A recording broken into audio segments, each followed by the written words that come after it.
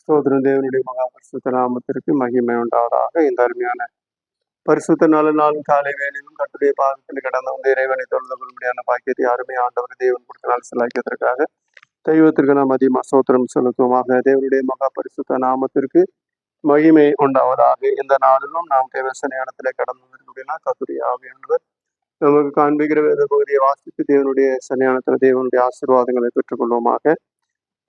சங்கீதம் தாவீதின் சங்கீதம் புஸ்தகத்துல நவதமாக வாசிக்கும் பொழுது 15வது சங்கீதத்தை நாம் இந்நாட்களில் தியானிக்கும் போது இங்கே சங்கீதத்திலே இவ்விதமாக சொல்லுகிறது நாம் பார்க்கிறோம். சங்கீதம் 15 சங்கீதத்தை ஒரு 5 வசனம் இருக்குது. அந்த 5 வசனத்துல விதமாக தேவநாயகி கர்த்தர் ஆவியானவர் விதமாக தாவீதின் மூலமாக அநேக காரியங்களை ஆலோசனைகளை சொல்லுகிறதை நவதமாக பார்க்கிறோம். வாசிங்க. யார் உம்முடைய பரிசுத்த பர்வதத்தில் வாசம் பண்ணுவான்? உத்தமமாய் நௌத்தமனாய் நடந்து நீதியை நடப்பித்து மனதார சத்தியத்தை பேசுகிறவன் தானே. அவன் தன் நாவினால் புறங்கூறாமலும் தன் தோழனுக்கு தீங்கு செய்யாமலும் தன் அயலான்மேல் சொல்லப்படும் நிந்தனையான பேச்சை எடுக்காமலும் இருக்கிறான். ஆகாதவன் அவன் பாதைக்கு தீர்ப்பானவன். கர்த்தருக்கு பயந்தவர்களையோ கனம் பண்ணுகிறான். ஆணையிட்டதில் தனக்கு நஷ்டம் வந்தாலும் தவறாதிருக்கிறான். தன் பணத்தை வட்டி கொடாமலும் குற்றமில்லாதவனுக்கு விரோதமாய் பரிதானம் வாங்காமலும் இருக்கிறான். இப்படி செய்கிறவன் என்றென்றைக்கும் அசைக்கப்படுவதில்லை என்று இங்கே சங்கீதக்காரர் சொல்லுகிறது நாமமாக வாசிக்கிறோம். தேவனுடைய மகா பரிசுத்த நாமத்திற்கு மகிமை உண்டாவதாக. கர்த்தருடைய வார்த்தை இவ்விதமாக சொல்லுகிறதை பார்க்கிறோம். இங்கே சங்கீதக்காரர் தாவீது அவர் விதமாக தியானித்து தேவனை மகிழ்வுபடுத்தி தேவனுடைய ஆசீர்வாதங்களை பெற்றுக்கொள்ளும்படியாக அவர் கடந்து வந்து விதமாக எழுதுகிறதை பார்க்கிறோம். யார் கர்த்தாவே, யார் உம்முடைய கூடாரத்தில் தங்குவான்? யார் உம்முடைய பரிசுத்த பர்வதத்தில் வாசம் பண்ணுவான் என்று சொல்லி விதமாக கேள்வி கேட்கிறதை பார்க்கிறோம். யார் உம்முடைய கூடாரத்தில் தங்குவான்? யார் உம்முடைய பரிசுத்த பர்வதத்தில் வாசம் பண்ணுவான் என்று சொல்லுகிறதை பார்க்கிறோம். கூடாரம் என்று சொல்லும் பொழுது ஆசரிப்பு கூடாரம் என்று சொல்லி பார்க்கிறோம். இஸ்ரவேல் ஜனங்கள் எகிப்தில இருந்து அவர்கள் கால்நடையாக கானானுக்குள் கடந்து வந்த பொழுது வெளியிலே அங்காங்கு கூடாரம் அடித்து குடியிருந்தார்கள் என்று சொல்லி நவதமாக பார்க்கிறோம். ஆனால் தேவனாகி கர்த்தர் அவர்களை விட்டு வெளியே ஒரு சுத்தமான இடத்திலே ஆசரிப்பு கூடாரத்திலே அவர் தங்கினார் என்று சொல்லி பார்க்கிறோம். அந்த ஆசரிப்பு கூடாரத்திலே யோசுவா குறித்து நாம் எதுமா பார்க்கிறோம். அந்த வாலிபனும் ஆசரிப்பு கூடாரத்தை விட்டு பிரியாதிருந்தான் என்று சொல்லி பார்க்கிறோம். யார் உம்முடைய கூடாரத்தில் தங்குவான்? யார் உடைய பரிசுத்த பர்வதத்தில் வாசம் பண்ணுவான் என்று பரிசுத்த பர்வதத்தில் வாசம் பண்ணுவான் என்று சொல்லுகிறதை பார்க்கிறோம். தேவனுடைய கூடாரம் தேவன் வாசம் செய்கிற இடமாக இருக்கிறதை பார்க்கிறோம்.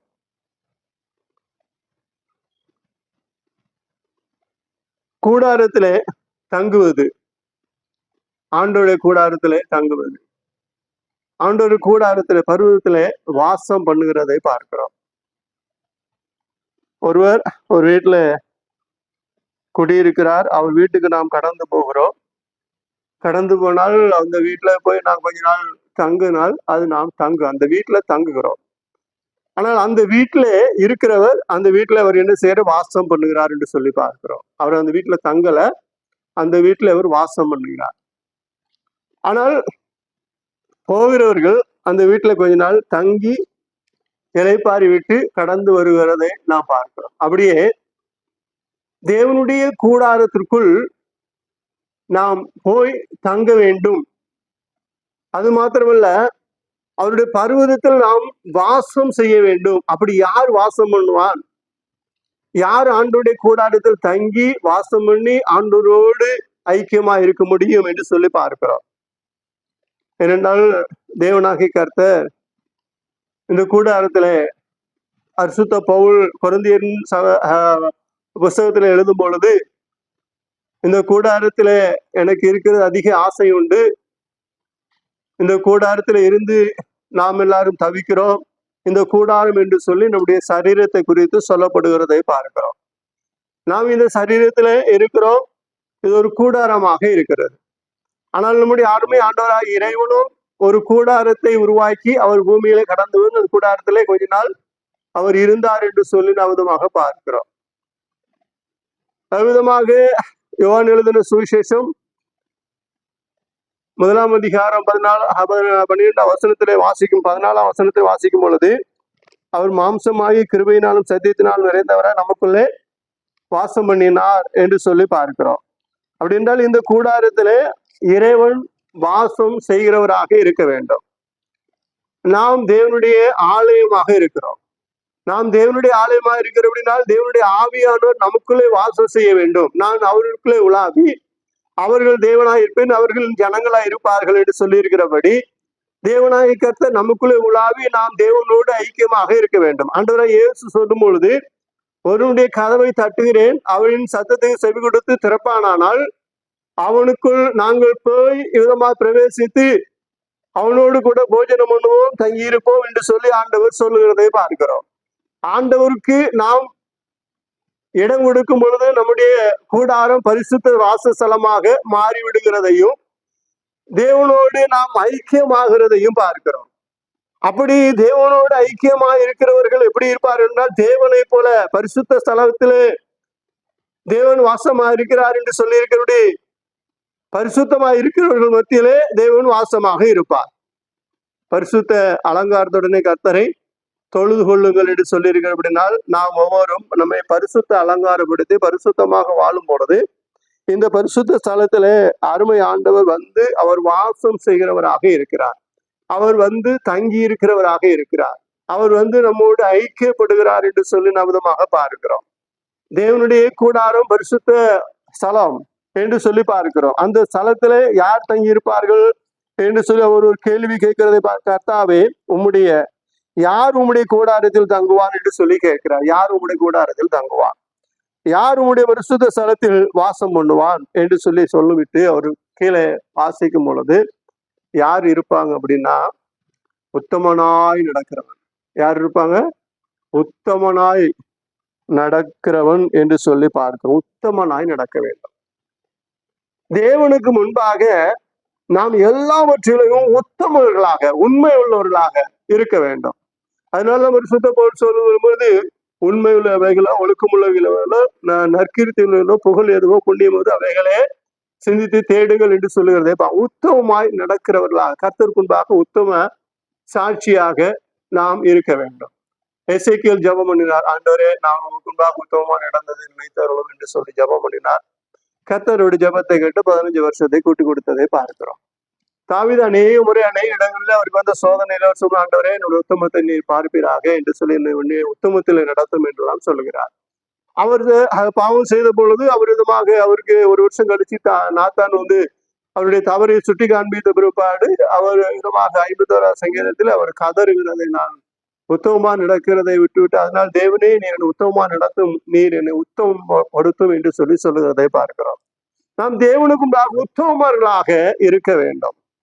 உண்மை உள்ளவர்களாக உத்தமர்களாக இருக்க வேண்டும். அவனா மனுஷன் நல்லவன்பா, உத்தமப்பா, உத்தம புருஷன், அவன் உத்தமி என்று சொல்லி சொல்லுவதை பார்க்கிறோம். அப்படி என்றால் நாம் தேவனுக்குண்டாக உத்தமம் உள்ளவர்களாக இருக்க வேண்டும். உலகத்துல பலவிதமான தீமைகள், பலவிதமான காரியங்கள், உண்மை இல்லாத உத்தமம் இல்லாத காரியங்கள் நடந்து கொண்டிருக்கிறதை பார்க்கிறோம். நான் மட்டும் உத்தமமா நடந்தா போதுமா, அவங்க எல்லாம் இப்படி இல்லையே, அவங்க உத்தமமா இருக்கிறதே, அவங்க என்ன எப்படி பண்றாங்க, நான் எப்படி உத்தமமா இருக்கிறது என்று சொல்லி மற்றவர்களை பார்க்கும் போதெல்லாம் நாம் கர்த்தரை பார்த்து கர்த்தருக்கு முன்பாக உத்தமமாக நடந்து கொள்ள வேண்டும். கர்த்தருக்கு முன்பாக எப்பொழுதும் நாம் உத்தமமாக நடக்க, உத்தம இருதயத்தோடு நாம் காணப்படும் பொழுது கர்த்தர் நம்மை அவர் பார்த்து நம்மை நேசிக்கிறவராக இருக்கிறார். எத்தனை சோதனை வந்தாலும், எத்தனை பிரச்சனைகள் வந்தாலும், எத்தனை நாம் விதமாக ஒரு இடத்துல வேலை செய்யறோம், வேலை செய்யும் பொழுது நமக்கு சோதனைகள் வரலாம், பொருளாதாரங்கள் நெருக்கடிகள், பல விதமான பிரச்சனைகள் வரலாம். ஆனாலும் நம்முடைய உத்தமத்தை சோதித்து பார்க்கும்படி அங்கே சில பரீட்சைகள் நடக்கும். அப்படி நடக்கும் பொழுது நாம் எப்பொழுதும் ஒருபோது என்ன செய்யணும், உத்தமத்தை விட்டு விலகாதிருக்க வேண்டும் என்று சொல்லி பார்க்கிறோம். நம்முடைய உத்தமத்தை உறுதியாக இருக்க வேண்டும். நாம் உத்தம மனிதர்களாக இருக்கும் பொழுது அவர்களுடைய உத்தமத்தை உறுதியை சோதித்து பார்த்து இவர்கள் உத்தமர்கள், உண்மை உள்ளவர்கள், இவர்களிடத்தில் எந்த பொறுப்பும் கொடுக்கலாம் என்று சொல்லி நம்பிக்கை தெரிவிக்கிறதை பார்க்கிறோம். அப்படி என்றால் நாம் இருக்கிற நாட்களிலே நாம் கர்த்தருக்கு முன்பாக உத்தமர்களாக காணப்பட வேண்டும்.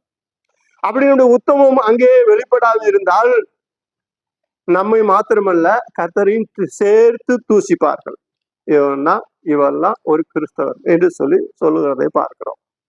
அப்படி என்றால் நாம் உத்தமர்களாக இருக்க வேண்டும் என்று சொல்லி பரிசுத்த வேதம் நமக்கு சொல்லுகிறது. உத்தமமா இருக்கிறது வந்து அவ்வளவு வந்து ஈஸியாலாம் இருக்க முடியாது. ரொம்ப காலம் ஆகும் உத்தமத்தை காண்பிப்பதற்கு. ஆனால் தவறான காரியத்தை காண்பதற்கு ஒரு நிமிஷம் போதாது. உத்தமத்தை நாம் நிலைநிறுத்த வேண்டுமானால் அதற்கு பல பரீட்சைகள், பல சோதனைகள் வரும். அவைகள்லாம் மேற்கொண்டு நம்முடைய உத்தமத்தை கர்த்தருக்கு முன்பாக நாம் உண்மையும் உத்தமமாய் இருக்கிறதை காண்பிக்க வேண்டும். பவுல் விதமாக தீமோத்தேயுக்கு எழுதும் பொழுது உன் உத்தமத்தில உறுதியாக இரு. உன்னுடைய உத்தமத்தை குறித்து மற்றவர்கள் பார்க்கும் பொழுது அதில் நீ தவறி போகாதபடி இரு என்று சொல்லுகிறதை பார்க்கிறோம். அப்படின்னா நாம் உத்தம புருஷர்களாக நாம் உத்தமத்துல சரியா இருக்க வேண்டும். மற்றவர்களை பார்க்கும் பொழுது நம்ம விதமாக எந்த நோக்கத்தோடு பார்த்தால் நாம் கர்த்தருக்கு முன்பாக உத்தமமாக காணப்படும் பொழுது அவர்கள் நம்மை விதமாக உத்தமர்களாக ஏற்றுக்கொள்வார்கள் என்று சொல்லி பார்க்க. இப்படி உத்தமனாய் நடந்து அடுத்து என்ன செய்ய நீதியை நடப்பித்து என்று சொல்லி பார்க்கிறோம்.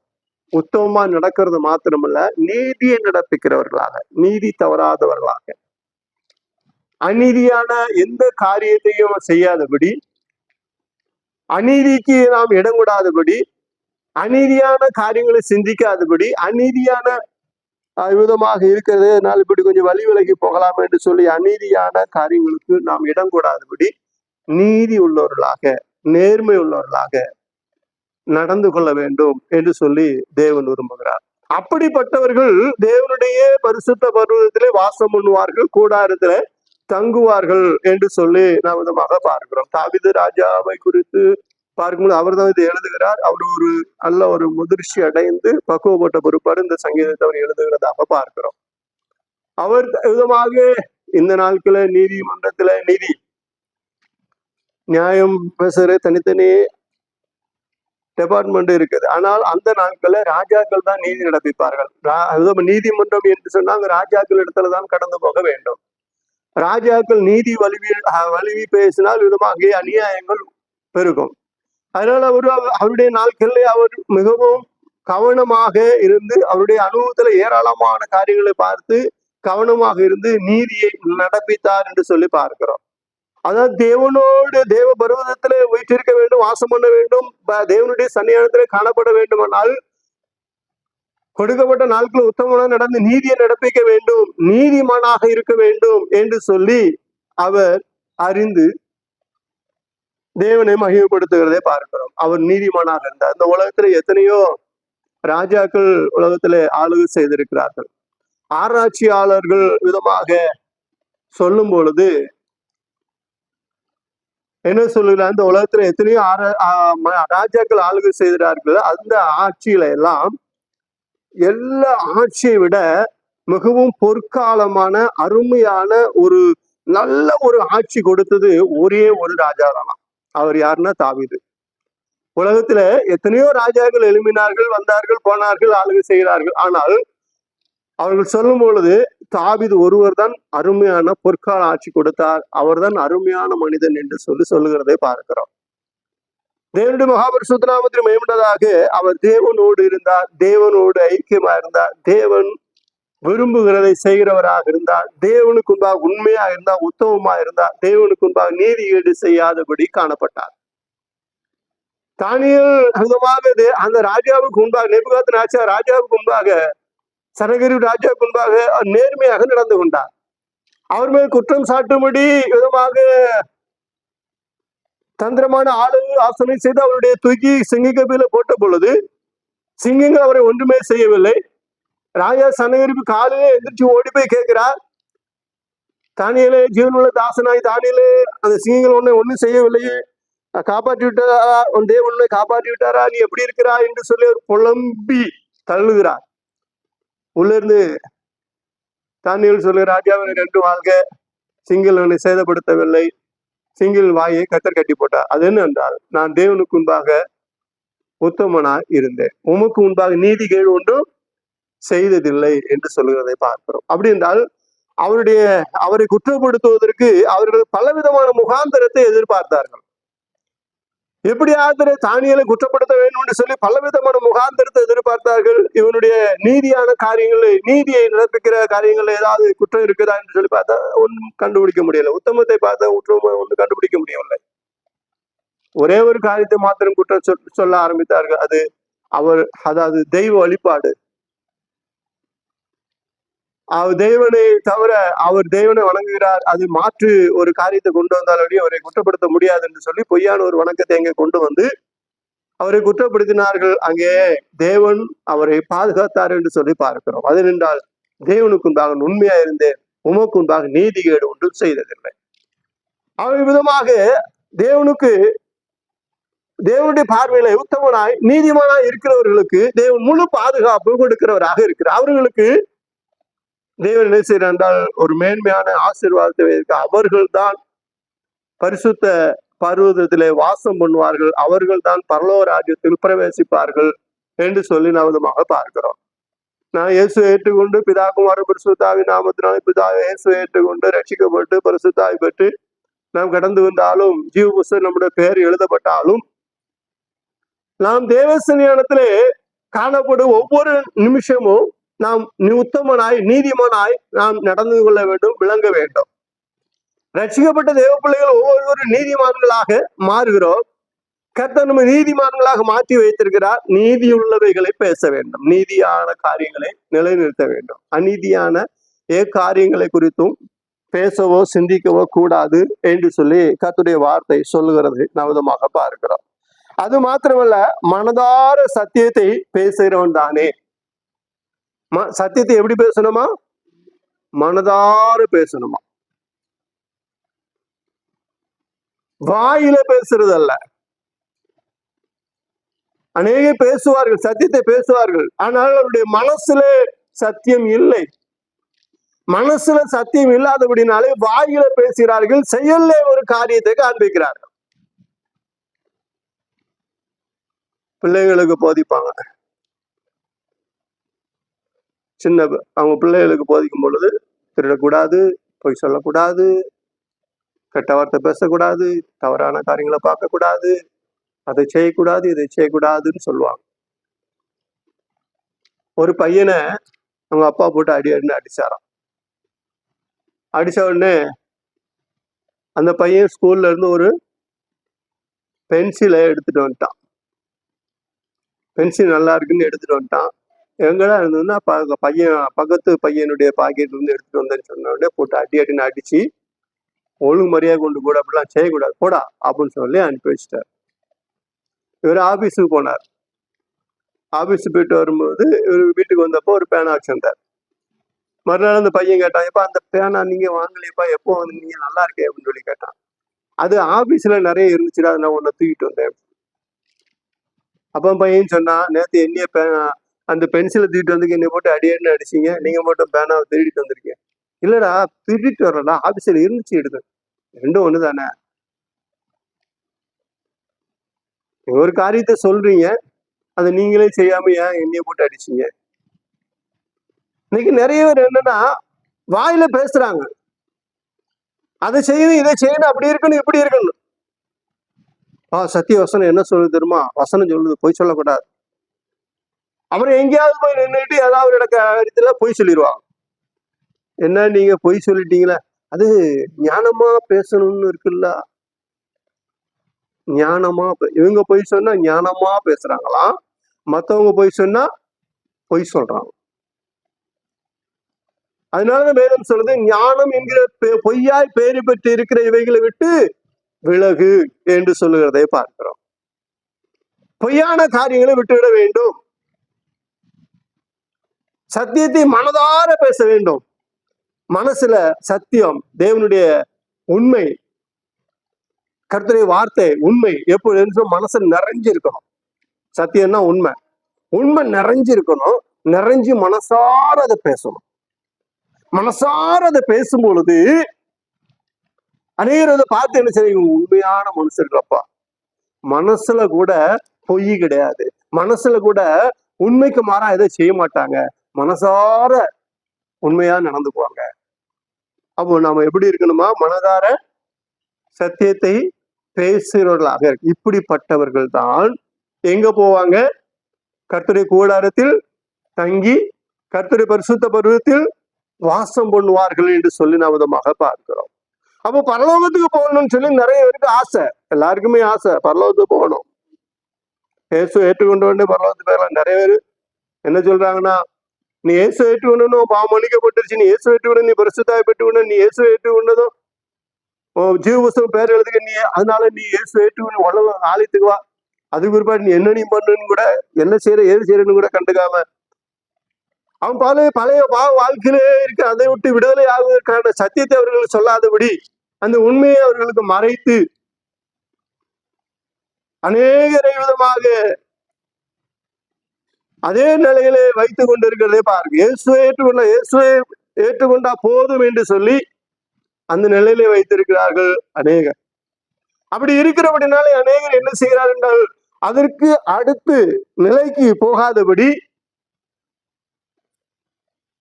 இயேசுவை ஏற்றுக்கொண்டார்கள், மற்றபடி எந்த பாவ வாழ்க்கையும் விட்டு விடாமல், தண்ணி அடிக்கிறதுலையும் சரி, பாட்டு பீடி சட்டை குடிக்கிறது சரி, வச்சாரம் வச்சுதானோ எல்லாத்திலும் அப்படியே அதை விட்டு விடாமல் அதுல இருந்து மதம் அத கடவுளுடைய பெயரை மாத்திரம் மாற்றி கொள்ளுகிறதை பார்க்கிறோம். சிலர் என்ன செய்யறாங்க, ஆரம்பத்தில் எல்லாவற்றையும் விட்டு விடுவார்கள், பிற்பாடு சந்தர்ப்ப சூழ்நிலை கிடைக்கும் பொழுது அந்தந்த காரியங்களை செய்துவிட்டு, அது என்னால முடியல, சாத்தான் என்னை அப்படி செய்ய வச்சுட்டான், சாத்தான் பேச வச்சுட்டான், சாத்தான் செய்ய வச்சுட்டான், சாத்தான் பார்க்க வச்சுட்டான், சாத்தான் கேட்க வச்சுட்டான் அப்படின்னு சாத்தான் மேல பழிய போடுறது. நாம் தேவனுக்கு உண்டாக நாம் எல்லாவற்றிலும் உண்மையாக இருக்க வேண்டும்.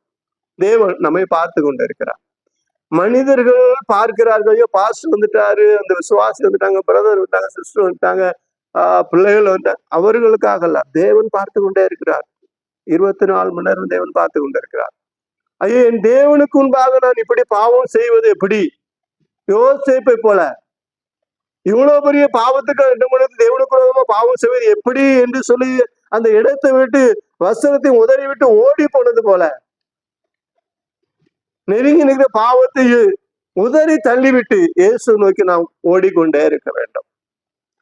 நாம் இயேசுக்கு முன்பாக எல்லாவற்றிலையும் உண்மையாக இருந்து மனதார நம்முடைய சத்தியத்தை, ஆண்டவருக்கு முன்பாக சத்தியத்தை பேசுறவர்களாக இருக்க வேண்டும். மனசார பேசணும், வாயில பேசுறது இல்ல, மனசு நிறைஞ்சி பேசணும். ஒருத்தனை வாழ்த்துறது கூட நல்லா இருக்கு அப்படின்னு வாயில வாழ்த்துறத, மனசார நல்ல மனசைய மனசார வாழ்த்தலாம். மனசார ஒரு வாழ்த்துதல், மனசார சத்தியத்தை போதிக்கிற இப்படிப்பட்ட செய்கிறவன் தான் பரிசுத்த பருவத்தில் வாசம் பண்ணுவான் என்று சொல்லி சங்கீதக்காரராகி தாவீது சொல்லுகிறதை பார்க்கிறோம். அடுத்த வசனத்தை வாசிக்கும் பொழுது, அவன் தன் நாவினால் புறங்கூறாமலும் என்று சொல்லி பார்க்கிறோம். நாவினால் என்ன செய்யக்கூடாது, புறங்கூறுகிற காரியங்கள் செய்யாது இருக்க வேண்டும். புறங்கூறுதல், அவன் தன் நாவினால் புறங்கூறாமல் என்று சொல்லி பார்க்கிறோம். இன்னைக்கு நிறைய பேர் நாவினால் தான் பாவம் செய்கிறதை பார்க்கிறோம். யாக்கோபு புஸ்தகத்துல ஆசிக்கும் பொழுது, நாவு ஒரு நெருப்பு, அது அநீதி நிறைந்த உலகம், ஒரே வாயிலிருந்து தித்திப்பும் கசப்புமான ஊற்று வருகிறது, எப்படி இருக்க ஆகாது சகோதரரே. நாவு நெருப்பு தான், நாவு மிகவும் விஷம் நிறைந்தது, பொல்லாங்குள்ளது, ஆயுள் சக்கரத்தை கவிழ்த்து போடும் என்று சொல்லி பார்க்கிறோம். புறங்கூறுகிற தன்மைகள், புறங்கூறுதலும் கோல் சொல்லுதலும் விதமாக ஒன்றுதான் என்று சொல்லி பார்க்கிறோம்.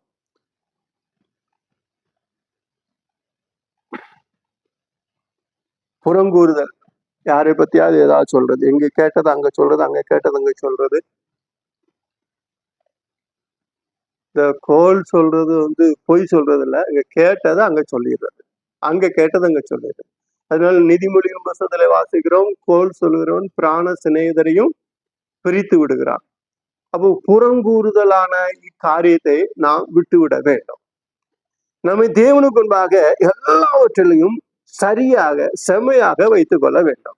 தேவனுக்கு விருப்பமில்லாத எக்காரியத்தை நாம் செய்யாதபடி நம்மை காத்துக்கொள்ள வேண்டும் என்று சொல்லப்படுகிறதை நாம் விதமாக பார்க்கிறோம்.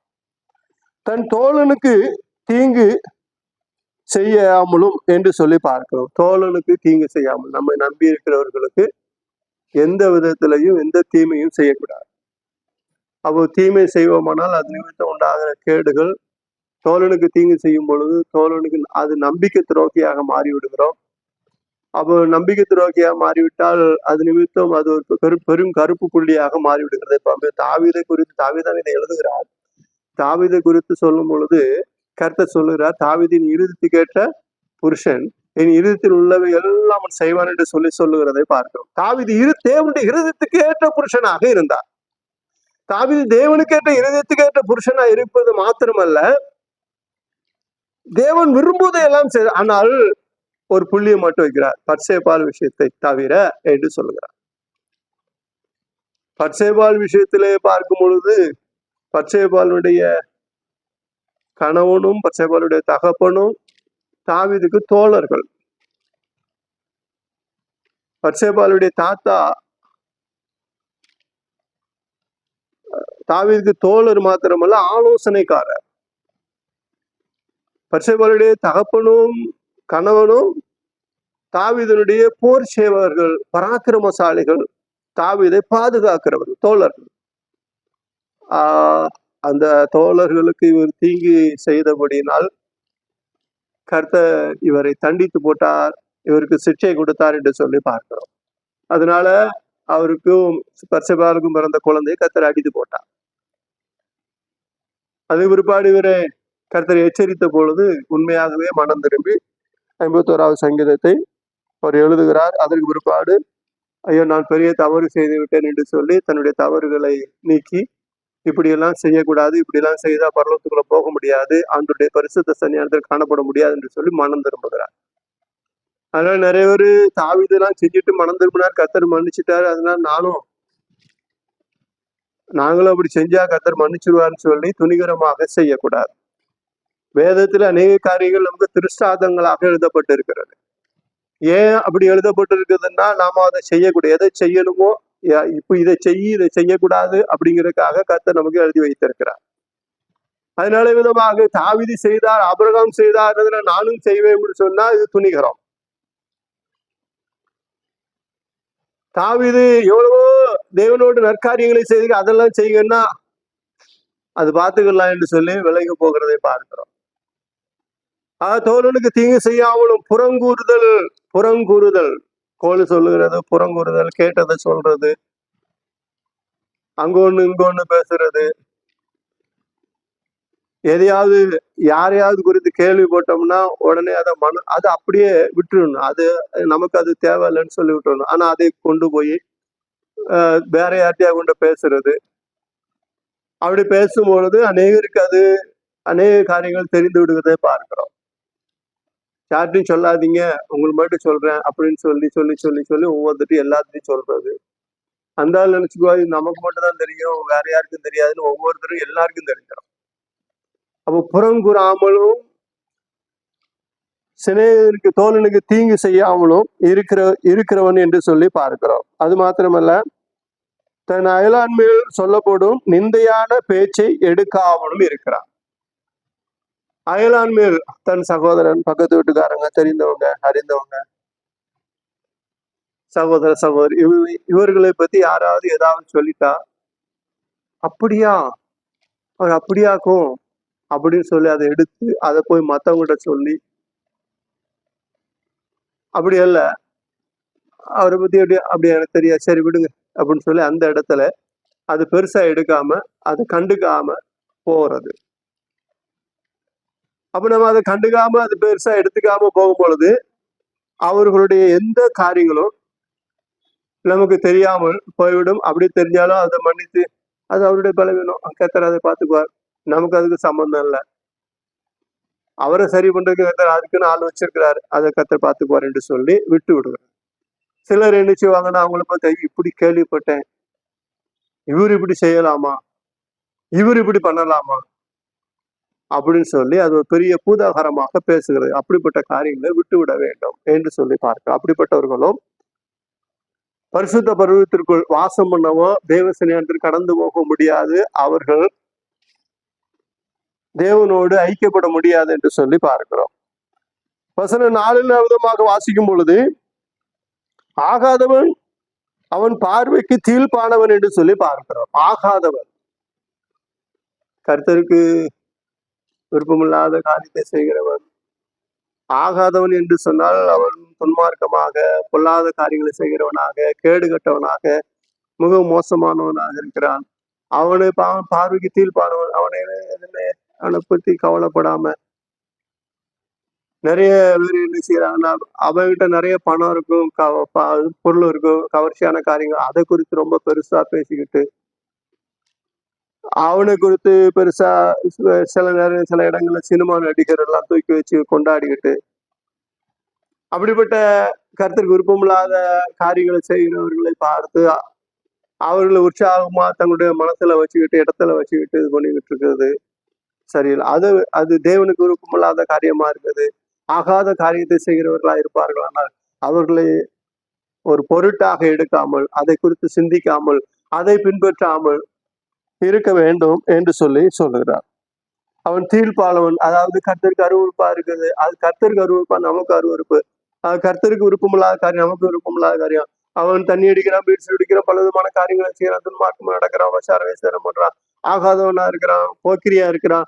அது கர்த்தருக்கு அருவருப்பானது. அவன் கர்த்தருடைய காரியங்களுக்கு செவி கொடுக்கறதில்லை. அவனை குறித்து நம்ம கவலைப்படாம நாம் கர்த்தருடைய காரியங்களையே நோக்கி பார்த்து, உங்கள் சிந்தைகள் எப்பொழுதும் கர்த்தருக்குரிய நோக்கி இருக்க வேண்டும். நீங்க மேலானவில் நோக்கி கர்த்தரை பாருங்கன்னு சொல்லி கர்த்தரை நாம் பார்த்து கர்த்தருடைய வசனத்தை தியானித்து ஆண்டவருக்கு பிரியமாக நாம் ஜீவிக்கிறவர்களாக இருக்க வேண்டும். அப்படி இருக்கிறவர்களும் தேவனுடைய பரிசுத்த பருவத்திலே வாசம் பண்ணுவார் என்று சொல்லி பார்க்கிறோம். கர்த்தருக்கு பயந்தவர்களையோ கணம் பண்ணுகிறான் என்று சொல்லி பார்க்கிறோம். இந்த பரிசுத்த பருவத்திலே வாசம் பண்ண நீதிமானா இருக்கிற உத்தமனா இருக்கிற இந்த மனிதன் என்ன செய்யறான் என்றால், கர்த்தருக்கு பயந்தவர்கள் என்ன செய்வான், கணம் பண்ணுவான். கர்த்தருக்கு பயப்படுவான். சிறியவனா இருந்தாலும் சரி. சிலர் என்ன பணக்காரங்களுக்கு மாத்திரம் மரியாதை கொடுத்து ஏழைகளுக்கு அவமரியாதை கொடுக்கிறதை பார்க்கிறோம். அப்படி இல்லை, அவன் பணக்காரனா இருந்தாலும் ஏழையா இருந்தாலும் கர்த்தருக்கு பயப்படுகிறான் என்றால் அவனுக்கு தகுந்த மரியாதையும் மதிப்பும் கொடுத்து அவனை கனப்படுத்தி அவனோட ஐக்கியம் வைத்து அவனை அன்பு பாராட்டி அவனோடு அன்பா இருக்கிறவன், அவனுக்கு கணம் செலுத்துகிறவன், அவனை நேசிக்கிறவன். ஏழையா இருக்கிறவன் என்று சொல்லி அசட்டை பண்ணாத என்று சொல்லி இருக்கிறவன், ஏழையா இருக்கிறவன் அசட்டை பண்ணாதபடி அவனுக்கு தேவையானதை உபசரித்து அவனுக்கு தேவையானவைகளை சந்தித்து, வஸ்திரம் இல்லாதிருந்தால் வஸ்திரம் கொடுத்து, ஆகாரம் இல்லாதிருந்தால் ஆகாரத்தை கொடுத்து, விதமாக அவனுக்கு என்ன தேவையோ அதை கொடுத்து அவனை ஆதரிக்கிறவர். திக்கற்றோருடைய ஜெபத்தை கர்த்தர் அவசியம் பண்ணாத இறைவனிட்டு சொல்லி பார்க்கிறோம். அப்படி திக்கற்றவர்களா இருக்கிறவர்களுக்கு ஆதரவு கொடுத்து அவர்களை கணம் பண்ணி அவர்களுக்கு செய்ய வேண்டிய காரியங்களை செய்யும் பொழுது அது கர்த்தருடைய பார்வையில் மிக விலையேறப்பட்டதாக இருக்கிறது. அப்படிப்பட்டவர்கள் பரிசுத்த பருவத்தில் வாசம் செய்வதற்கு தகுதியானவர்களாக இருக்கிறார்கள் என்று சொல்லி பார்க்கிறோம். அப்படி அவர்கள் என்ன செய்கிறார் என்றால், தனக்கு ஆணையிட்டதில் தனக்கு நஷ்டம் வந்தாலும் தவறாதிருக்கிறான் என்று சொல்லி பார்க்கிறோம். ஆணையிடுகிறார்கள், அது நஷ்டமே வந்தாலும் தவற மாட்டார்கள் என்று சொல்லி பார்க்கிறோம். ஒரு காரியத்தை சொல்லிட்டா அதுல உறுதியாக இருக்கிறது. உதாரணத்துக்கு ஒரு இடம் வாங்குறோம், இல்லை நம்ம இடத்த விற்க முடியாத கொடுக்க போகிறோம். அப்படி கொடுக்க போகும்பொழுது ஒரு இடத்துல நான் பேசி எடுத்து பேச்சுவார்த்தை நடந்துகிட்டு இருக்குது. அப்படி பேச்சுவார்த்தை நடக்கும்போது ஒருத்தர் எனக்கு இந்த இடத்த தாங்க இவ்வளவுதான் பணம் அப்படின்னு சொல்லி பேசி முடிச்சாச்சு. பேசி முடிச்சு எல்லாம் அட்வான்ஸ் நான் போட்ட பிற்பாடு அப்புறம் இன்னொரு ஆள் வந்து அதை விட நான் ஒரு 10 லட்ச ரூபா அதிகமா தரேன், இல்லைன்னா அதிகமா பணம் தரேன்னு சொல்லும் பொழுது அது விதமா இந்த ஆளுக்கு வாக்கு கொடுத்துட்டு இனிமே அதை மாத்த மாட்டேன் என்று சொல்லுகிறவன், அப்படியா இவ்வளவு பணம் கிடைக்குதா உடனே சொல்லி அதை மாத்துகிறவர்கள் அல்ல. ஆண்டிட்டது தனக்கு நஷ்டம் வந்தாங்க, ஐயோ பரவாயில்ல, இந்த ஆளு கொடுத்தா எக்ஸ்ட்ரா 10 லட்ச ரூபா கிடைக்கும், பரவாயில்ல வாக்கு கொடுத்துட்டேன் அது அப்படியே இருக்கட்டும் என்று சொல்லி தனக்கு நஷ்டமே வந்தாலும் அதை ஒன்றும் பெருசாக எடுக்காமல் வாக்கு கொடுத்த வாக்கை காப்பாற்றுகிறவனாக இருக்கிறான் என்று சொல்லி நவதமாக பார்க்கிறோம்.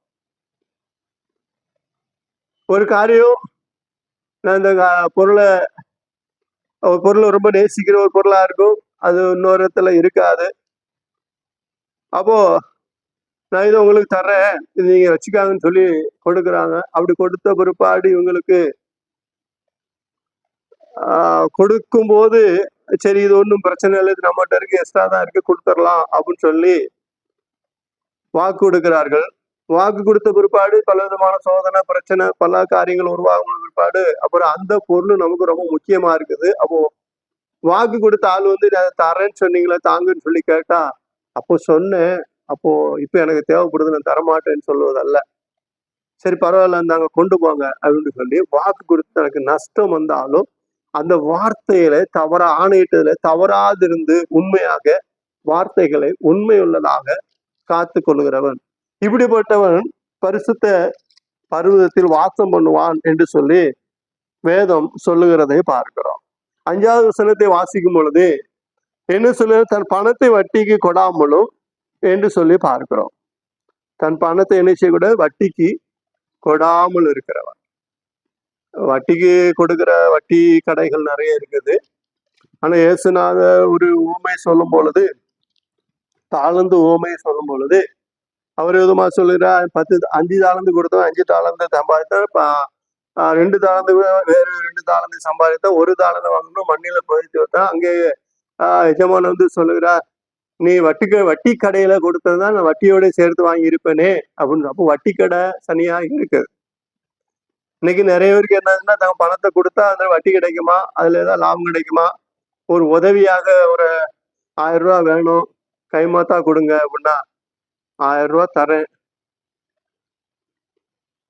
50 ரூபாய் வட்டி தருவீங்களா அப்படி சொல்லுகிறவன் அவன் சகோதரன் அல்ல. வட்டி கொடுக்கறது அல்ல, கைமாத்தா கொடுக்கறது.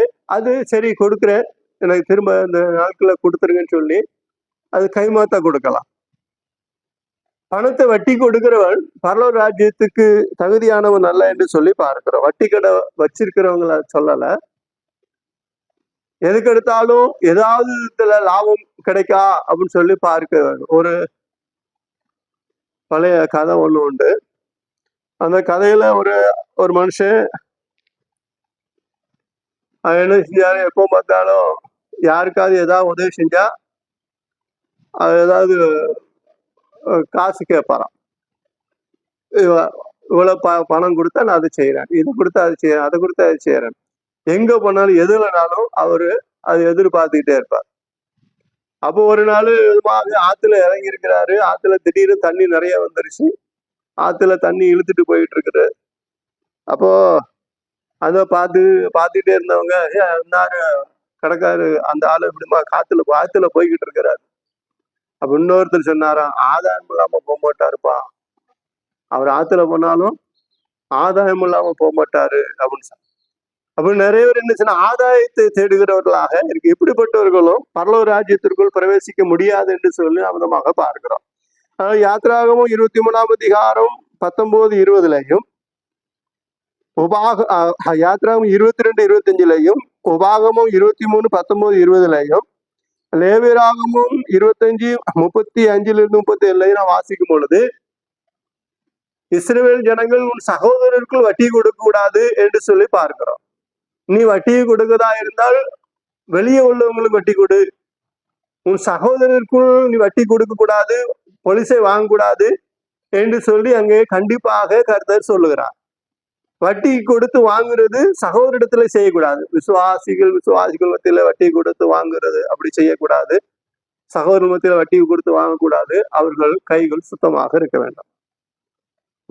வேறு மனிதரிடத்துல வட்டி கொடுக்கலாம் என்று சொல்லி வேதம் சொல்லுகிறதை பார்க்கிறோம். தேவனுடைய மகாபரிசுத்த நாமத்திற்கு மகிமையுண்டாதாக.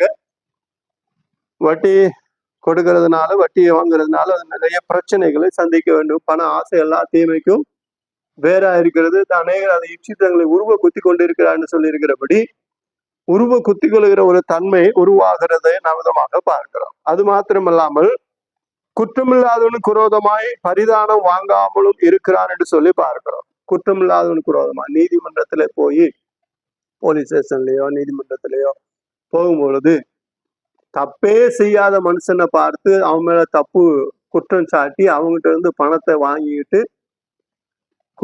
பரிதானம் லஞ்சத்தை கொடுத்து தப்பிக்கிறதும் லஞ்சத்தை வாங்குகிறதும் அப்படிப்பட்டவர்களும் தேவனுடைய ராஜ்யத்துக்குள் பிரவேசிக்க முடியாது, வாசம் பண்ண மாட்டார்கள் என்று சொல்லி இந்த சங்கீதத்துல சொல்லுகிறதை பார்க்கிறோம்.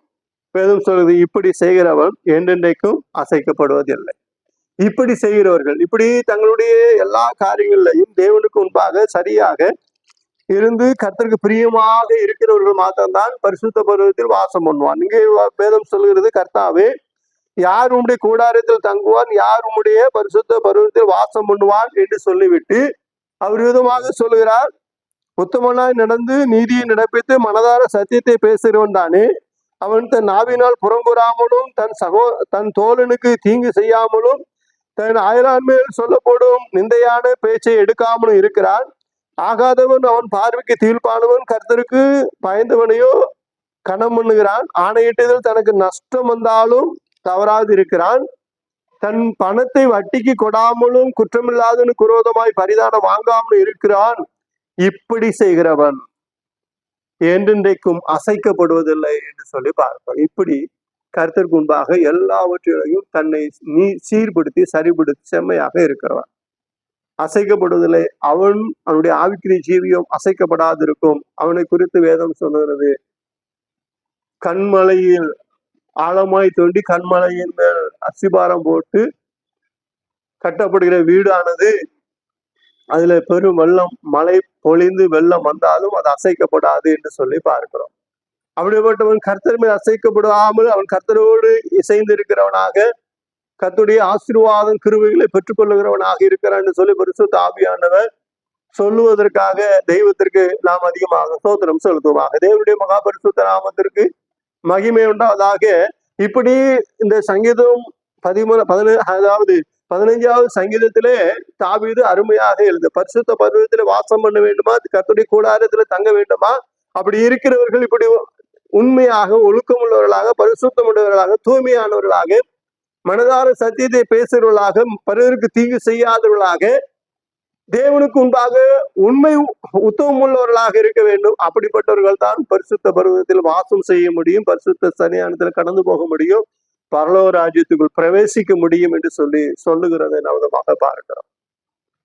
ஆனால் பிரியமான கர்த்தருடைய பிள்ளைகளே, நாம் தேவ சன்னிதானத்திலே கடந்து வந்திருக்கிறோம். இந்த சங்கீத புஸ்தகத்துல தாவீது சொன்னது போல நாம் நம்முடைய வாழ்க்கையில எல்லாவற்றையும் சீரும் சமயமாக கர்த்தருக்கு முன்பாக இருப்போமானால் நாம் பரிசுத்த பருவத்துல வாசம் பண்ணி யுக காலமாக தேவனோடு வாழ முடியாத ஒரு பாக்கியத்தை பெற்றுக்கொள்ள முடியும். அப்படியே பெற்றுக்கொண்டு தேவனுடைய ஆசீர்வாதையும் கிருபைகளும் சுதந்திரிப்பதற்காக தேவன் நம்மை அழைத்திருக்கிறார். நாம் கர்த்தருடைய வார்த்தையின்படி நடந்து தேவனுடைய ஆசீர்வாத கிருபைகளை பெற்றுக்கொள்வோம். கர்த்ததாமே இந்த வார்த்தைகளையும் ஆசீர்வதிப்பாராக. மறுபடியும் கர்த்தரை ஸ்தோத்திரிப்பும் கேட்ட வார்த்தை மனதில் ஒரு ஜெபிக்கிறோம். சோத்திரம் ஆண்டவரே, சோத்திரம் சோத்திரம் சோத்திரம் சோத்திரம் சோத்திரம். ஹல்லேலூயா ஹல்லேலூயா ஹல்லேலூயா. தேவனே சோத்திரம் சோத்திரம் சோத்திரம் சோத்திரம்.